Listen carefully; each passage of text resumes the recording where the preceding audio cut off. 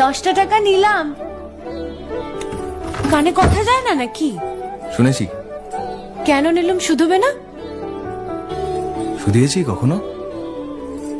আমি যদি 10টা টাকা উড়িয়ে দিই? দেবে?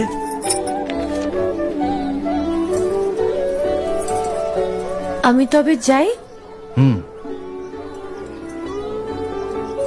আমরা থিয়েটার দেখতে যাচ্ছি। তুমি কি শুনলে আমি কি বললাম? বড় জ্বালাচ্ছ ললিতা।